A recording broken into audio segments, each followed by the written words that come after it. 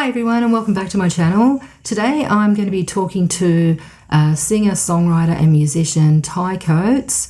Ty was the lead vocalist of the band The Bombers, a really popular band in the late 80s and early 90s.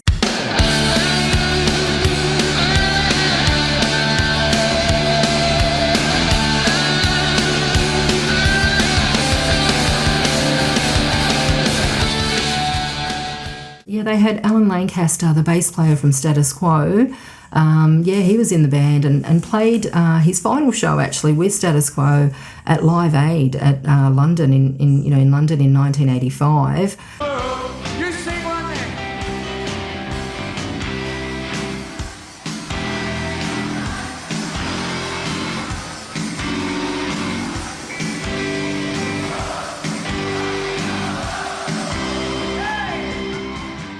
So when he was no longer with Status Quo, he'd moved to Australia, married an Australian lady, was part of a supergroup called the Party Boys from about 86 to 88.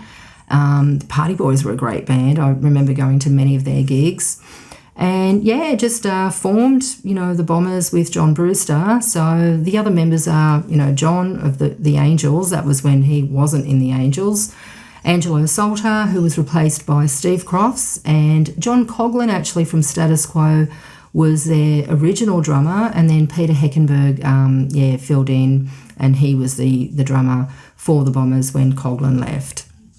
So rest in peace also to Alan and Steve, who sadly are no longer with us.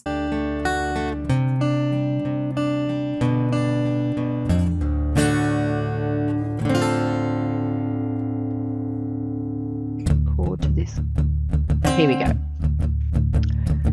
So Ty Coates, welcome to my vlog, and thanks for joining me.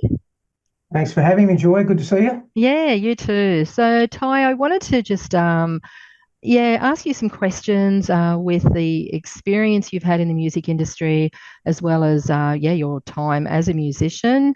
And Sure. so I wanted to start with an interesting question, possibly. In your past, when you were a youngster, what kind of music were you listening to, and what sort of records were you buying as a young, teenager or young adult? It's interesting actually because someone posted a video of Billy Thorpe and the Aztecs on GTK years ago. I would have been maybe 13 or 14, I think, when I saw that. And it used to be on before the news on ABC at about 5 to 7. And he was singing Mama. And I just heard his voice and I went, oh my God, listen to this guy. Who is this guy? I didn't know anything about music. I was kind of in a little band that was doing old time dance music. And my bus driver, when I was at school, I went up and hit him up. He used to come to my dad's pub after the bus run. Yeah. And I think I knew 2 or 3 chords on the guitar. And I said, Mr. White, can I be in your band? And he said, yeah, okay. So I started playing dance and I heard Billy Thorpe at the same time. And then another guy gave me Machine Head by Deep Purple, and I started getting into Ian Gillan and that band and the hard rock stuff. And then I discovered John Fogerty and Creedence Clearwater Revival, and I just, kind of molded my whole style and singing style around John Fogerty because I just loved it. And I thought he was a black guy for like 3 or 4 years, and then I realised he was just bunch of guys from Philadelphia, and they were singing about the swamp down south and Louisiana, and I don't think they'd even been there. So they were writing great songs, and that was pretty much how I started getting into the rock and roll thing. I just picked a couple of singers, and I loved the harmonies. Eagles was another one, and so Doobie Brothers, I love the Doobie Brothers as well. Yeah, interesting. In the 70s, when I was sort of growing up through the 70s, that was kind of my go-to. Absolutely. And it's interesting you mentioned Creedence Clearwater, because I have a memory of being young and listening to that one of their albums with the bicycle on the cover. I've forgotten the name of it. Oh, that's Cosmo's Factory. That one. Yeah. Mum and Dad had it for some reason, and I was hooked. I was hooked on that album. Yeah. It was fabulous. So, Definitely. interesting. And Billy Thorpe, wow. What a legend. And from all accounts, he's like every concert, every gig that he did, it was like, tore the roof off. It was so loud. No. Well, when I saw that clip on GTK, I just thought, I want to do that. Yeah. I want to be that guy, and because his voice was just amazing. Great guitar player too. And yeah. Awesome. Absolutely, absolutely. So, Ty, your first band was called Flash Harry, and they were based in Perth. And I noticed that they were actually really popular. So, I just wanted to ask what kind of genre, what sort of style of music that was. Yeah, look, I guess I gravitated to it. I've been in a bunch of other little bands around the place, just sort of, trying to hone the craft. But I joined Flash Harry, and it was basically a top 40 band. Hmm. And at that time in the early 80s in Perth, there was what we used to call big beer barns, and they were just big venues, and you'd pack, 800, 1,000 people in them. Hmm. And it was like there was gigs on 5 or 6 nights a week. And it was just amazing, probably just like it was in Sydney, but it was just an amazing thing where there was a bunch of top 40 bands, and we just used to pull like, unbelievable crowds. And we just used to try and learn, two or three new top 40 songs every week. So we were just, trying to keep up with the charts. Hmm. And it was really hard work. And we were working 5 nights a week, Wow. doing 4 sets a gig. So it was Wow. pretty full on. Yeah. Amazing, amazing, and a lot of fun. A lot of Ex fun, and, it was a big learning curve. So, yeah. Yeah. And I understand you moved to Sydney in 1988, and I just wanted to ask what was one of the main reasons you did move over? It's a long way.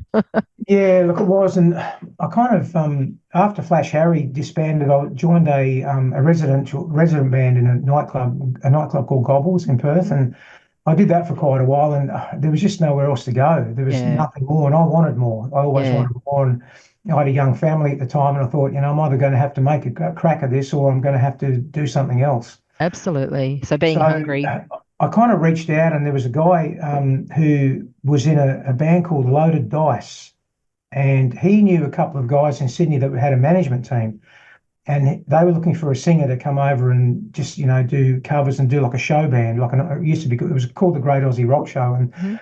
I jumped at it. So I just sold all my gear and got a plane ticket and came over to Sydney, and then we just were touring up and down the East Coast, just doing gigs, getting paid minimal, and just doing the hard yards, I suppose. And that was the reason I came over, was to just try to get more, because there was nothing left in Perth for me to achieve.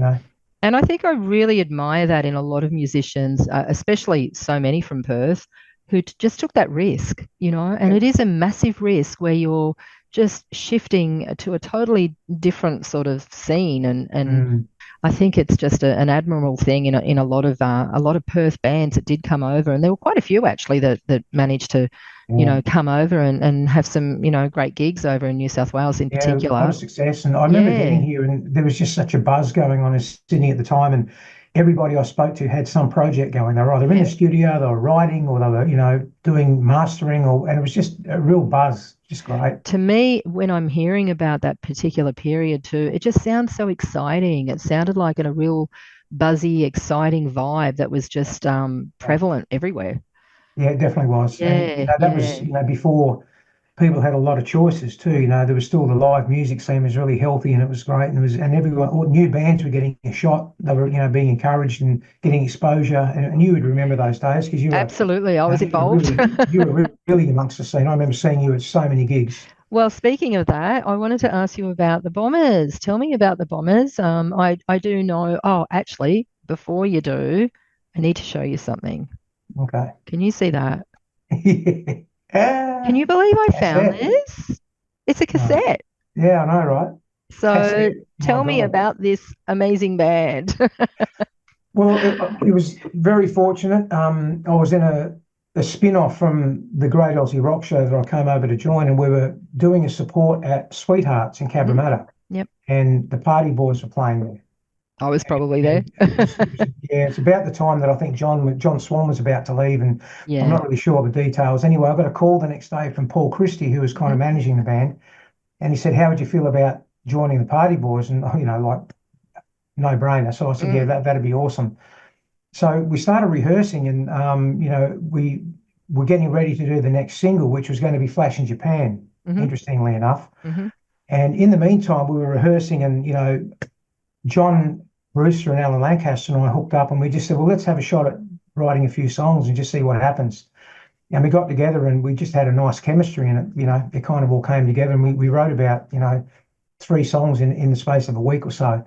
And we thought, well, this is interesting. And I think they wanted more, and they wanted to sort of branch off from the Party Boys and do something under their own steam.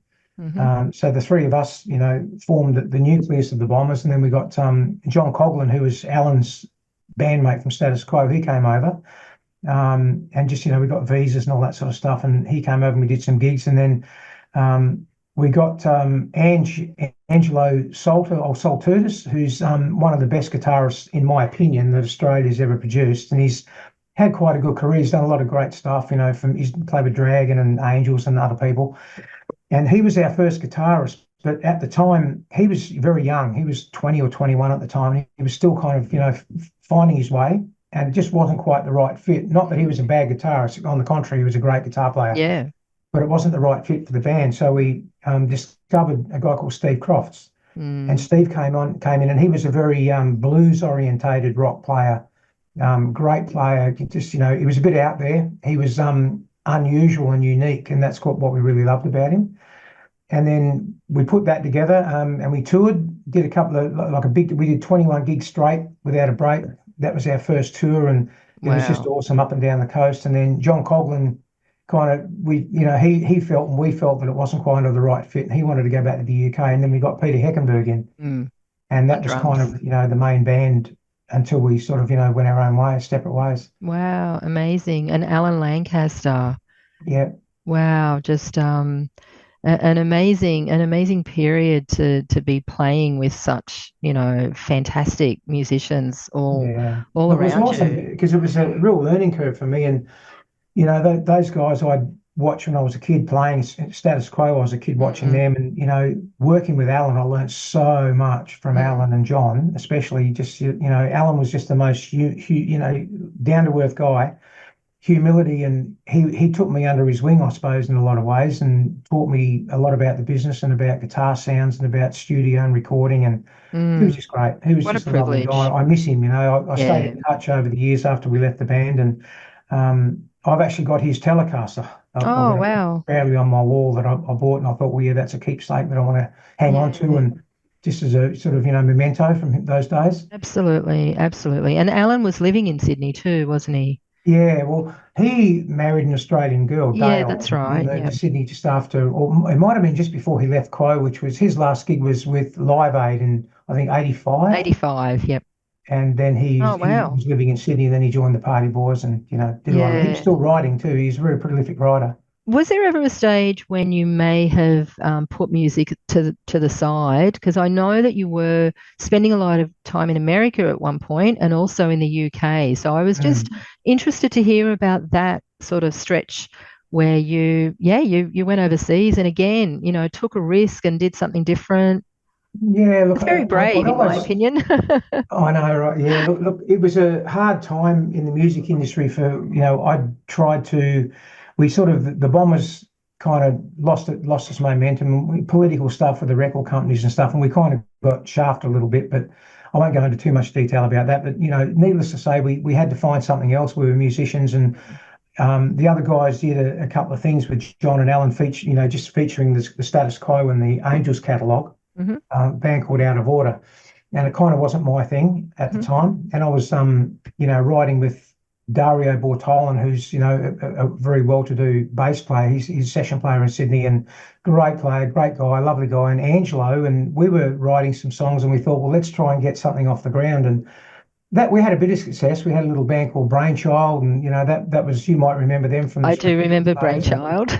And we had a bunch of songs, and that we just lost momentum with that as well. And at the time, I just sort of committed to buying a house and had a couple of little daughters, and they were living with us, and I thought, well, this isn't going real well. And then I got an opportunity to follow my other passion, and that was the martial arts. So there was a club that was asking for full-time guys to come on board as instructors and eventually to become managers and to expand the club. So I took a risk and stopped the music for a little while and did that. And I just said to Kaz, my wife, I said, look, I'm going to give this 12 months, and if I can't crack management in 12 months, then I'll give it away and go back to music again. But I ended up doing really well, and got management quite quickly in about 6 months, and I went and started up the Sunshine Coast, like a bunch of dojos, karate dojos, and then I broke some records up there with recruiting and building, and management said to me, "Where do you want to go and what do you want to do?" And I just said, "I'd love to go to Houston." And it was just like I'd always wanted to go to the States. And they said, Yeah. "Okay, well, let's get you ready. Let's work on it." And true to their word, they did. I trained really hard and Wow. learned the business side as well as the martial arts. And I went to Houston, Texas, and opened up the club over there. Oh, And amazing. yeah, it was great. And we had full-time dojos, full-time training centers there. It went Wow. well. And I was there for about 5 years. And then my counterpart in the UK, he just kind of lost the plot a little bit, and they had to replace him. Yep. So because I was doing quite well, they said, "Well, how would you feel about going to the UK?" And because my mother was Irish, Yeah. it was kind of easy to get me in there visa-wise and passport-wise. So I got Yep. an Irish passport and all that sort of stuff. And I moved to the Wow. UK and was looking after London and London, Hertfordshire, and Essex. And I was there for about Fantastic. 7 years, just doing the Oh, martial arts. But in wow. the meantime, I was in bands over there. Oh, you were. That was Yeah, going to be my yeah. next question, actually. Were you involved in any musical kind of groups Yeah, or look, anything? absolutely. I Yeah. was I was in a couple of bands. One band, a band Oh, called wow. Gunrun, and I was actually playing bass and doing lead vocals, and we were doing all the little pubs around the West End in London, and just all the little. It was Oh, just how amazing. Had a great amazing. time, Yeah, and that was a big yeah. learning curve too, being able to play in front of a different audience. Like because the English love music, Yep.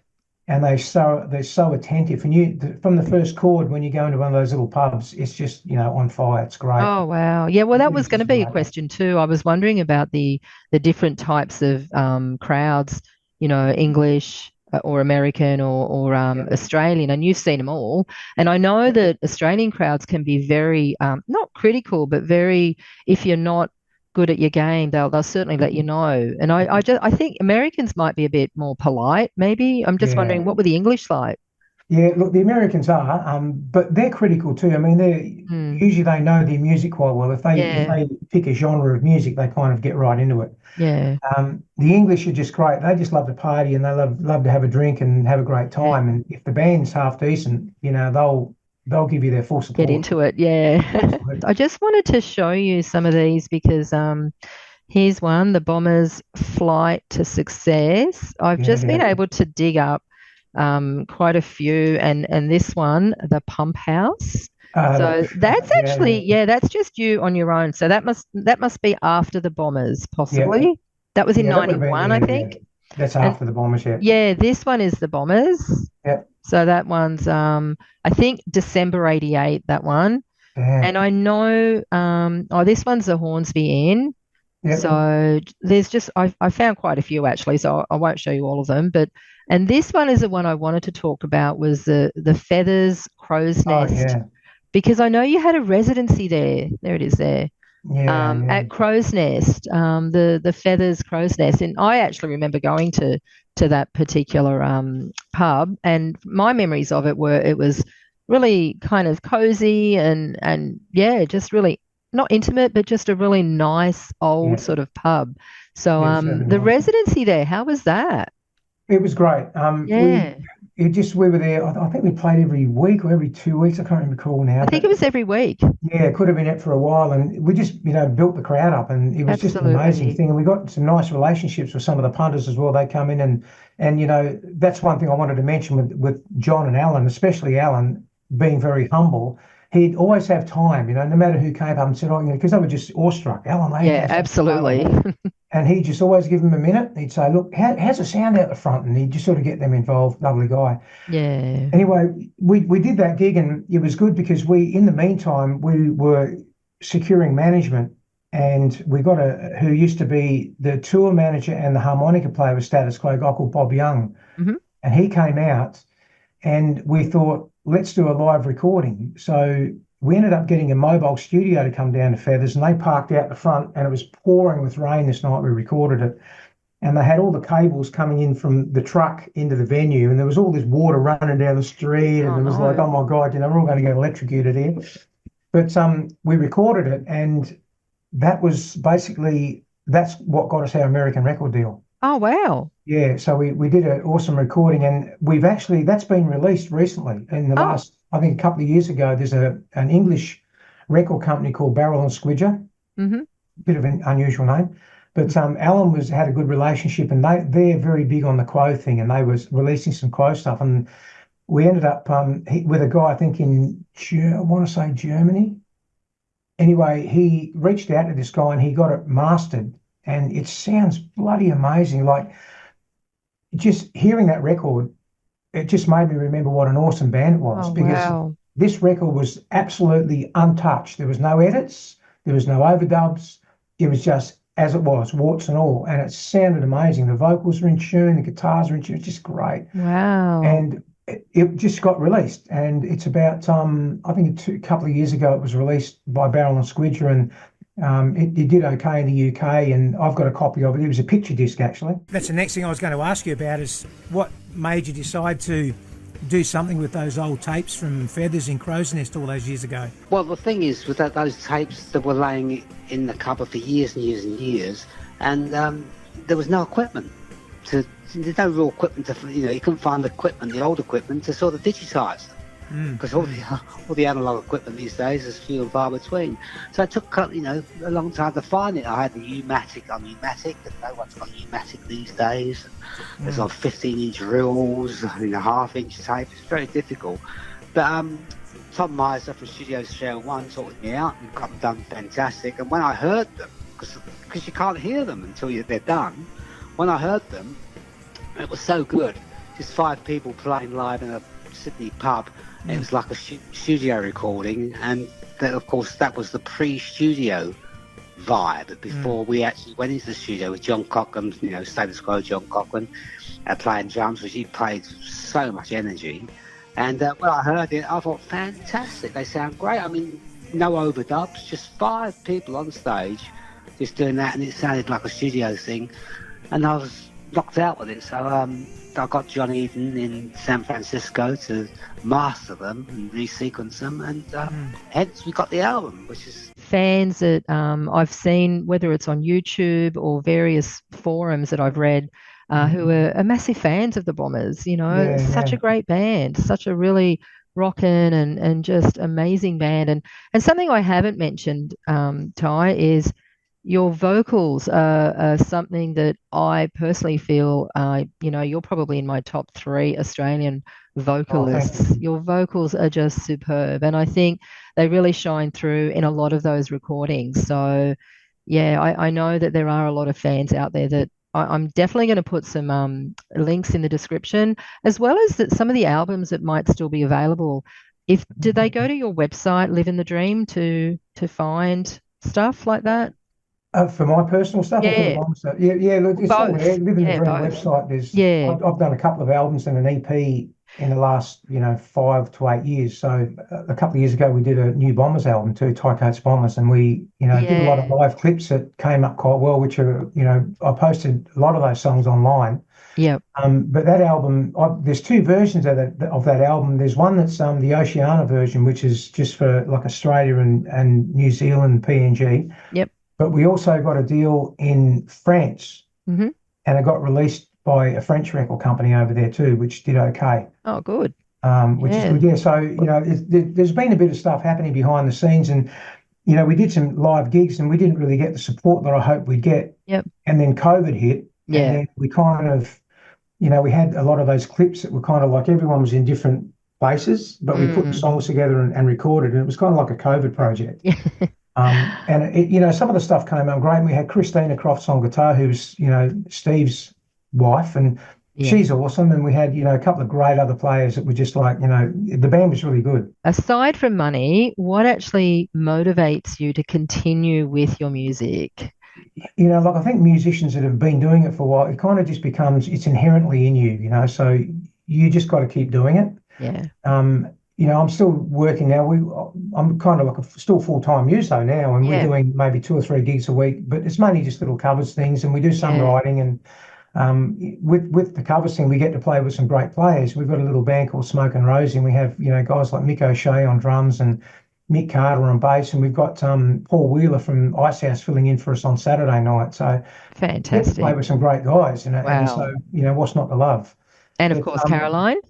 What's that? Caroline's on vocals as well. She's killing it. Yeah, absolutely. So it's it's so good to see that you're able to just continue this passion that I just think it's wonderful because there are, there are musicians that have put it to the side and maybe done other things or gone behind the scenes and done production and sort of Yeah. pursued other avenues. But it's just wonderful to know that, there are so many talented Australian musicians that are on the stage. As a fan, I love it.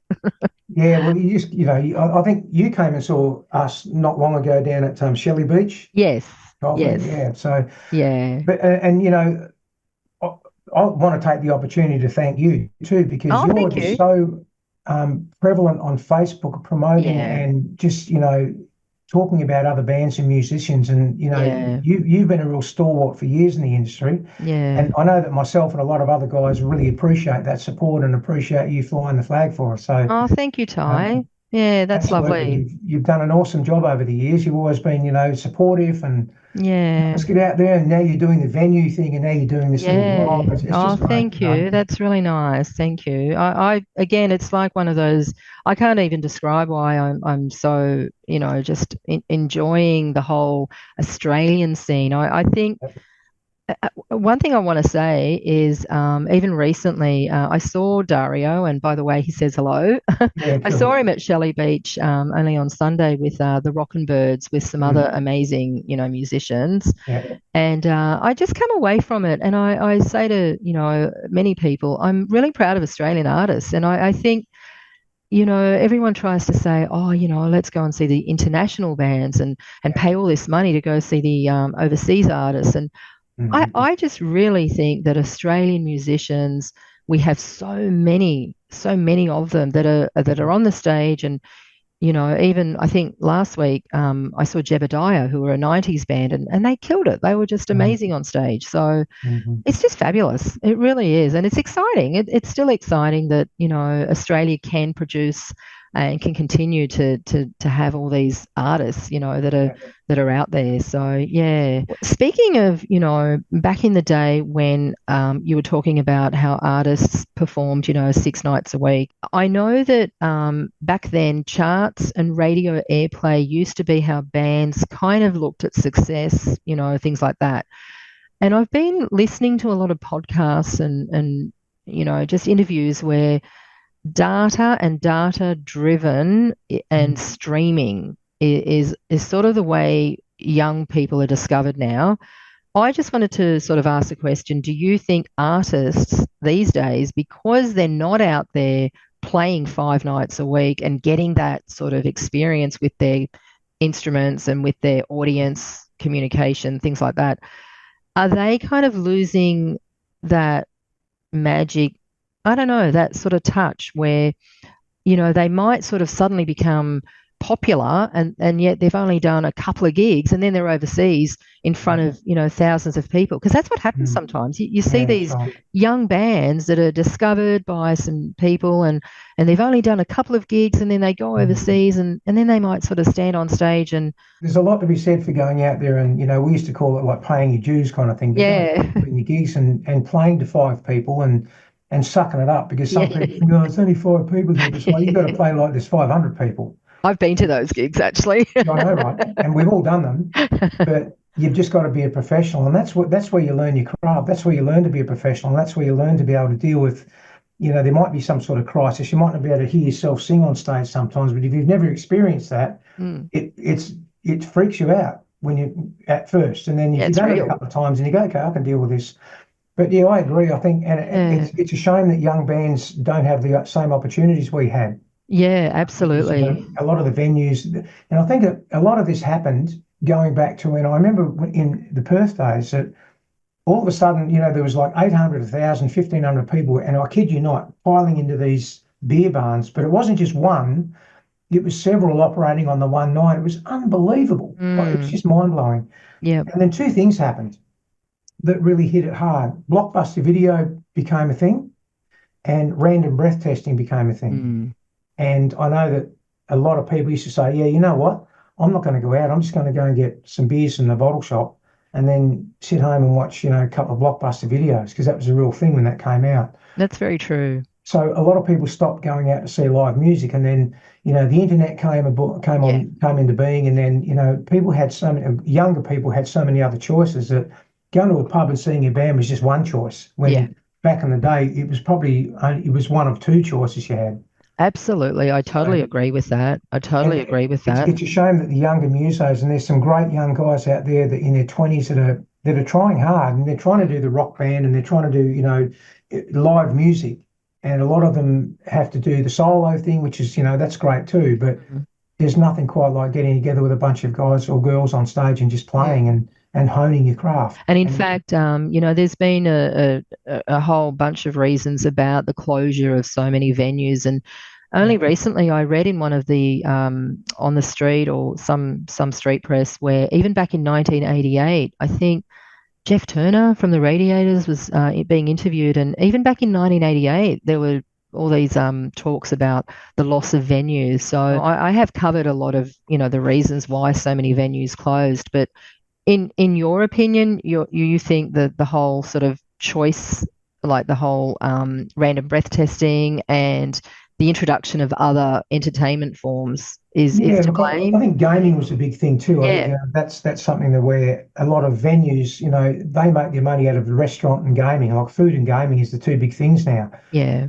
Because the live music scene dropped off a bit and they weren't getting the crowds they once got. Yeah. Then, you know, it's a business is a business. Yeah. So they had to look at other alternatives to stay open. Some didn't, some closed, and some just didn't become venues anymore. That's become a big restaurant. Yeah. I mean, you've seen them. There's just been all kinds of different things happen where people have had to, you know, try to keep the doors open, and if they can't, well then, you know, that's the end of another venue.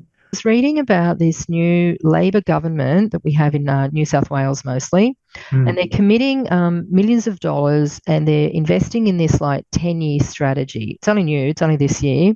Yeah. And some of the criteria or some of the commitments were that they wanted to double the amount of venues, and they were also talking about helping artists in various forms. Because I know that I found this really interesting. Apparently since COVID, 1,300 venues have closed. You know, venues like even the Cambridge at Newcastle and even Salinas now. I thought that was going to stay open, but that's actually now going to be turned into apartments. So look, I think, you know, they're probably getting pressure because the tourism in Australia, you know, the live music scene here leaves a lot to be desired. And places like, you know, the Cross and you know, up in, you know, Cavalab on the Gold Coast, some of those iconic places that had, you know, venues and, you know, lots of acts going through kind of, and COVID was a big thing. A lot of venues had to close because they just, you know, they weren't making money and they just went out of business. Yeah. I think it's a good incentive. Yeah. As long as they follow through with it, and as long as it's not just, you know, one of these things, well, let's do this and let's grab some votes and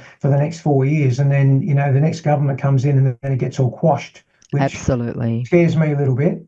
I think, you know, I don't want to get started on the government. That's a whole other minefield. Yeah. But look, I think if the intentions are honest and the plan is sound, I think it can be a great thing. I think they can really sort of, you know, start to get momentum again. Yeah. People used to going out again and seeing live venues.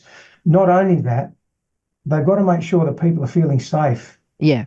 Because, you know, things on the street aren't, you know, some places where people go, it's not safe for them to go. The domestic violence thing is a real issue in Australia as well now. Yeah, yeah. I think they've got to be dealing with all these things at the same time so that girls especially feel that they can go out to a venue and feel completely safe in the venue, and especially when they leave the venue. Yeah, absolutely. These are going to be contributing factors. So, you know. Yeah, no, that's true, actually. That's true. I know back in the 90s especially, I could pick up, you know, some of these, not so much RAM. I've got some old On the Streets here, but On the Street and the Drum Media, that was my go-to. And so, just myself and Tony and Shelley that, you know, we just, you know, kind of would highlight all the different gigs that we'd want to go to and go to a record store or you know, order sort of music and listen to it. Even with the digital world, I still sometimes find it, unless I'm following that particular band, sometimes the gig guide is not always in my face. Like I find I have to search. So I'm thinking maybe having more street press, they should still have a lot of these record stores or CD stores, you know, available. Yeah, I think those two things are missing. Yeah, look, they definitely are. I don't know, the whole thing, you know, the way it's changed.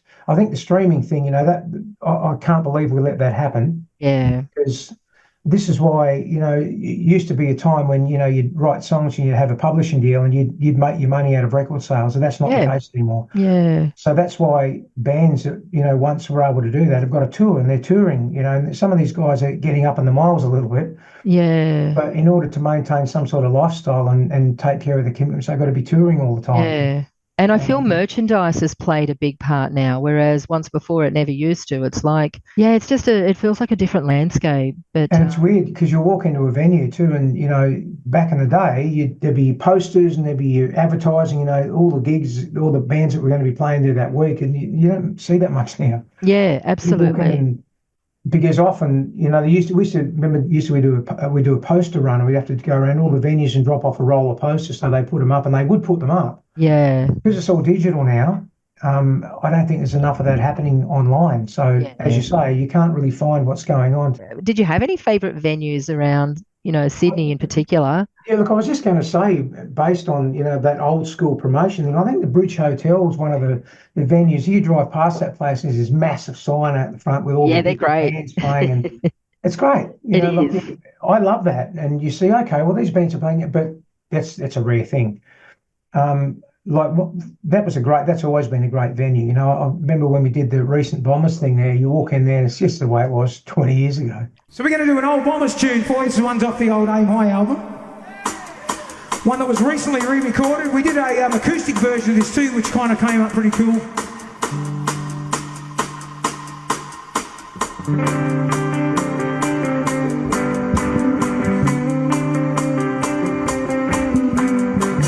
Trying to find something better, searching through these broken dreams.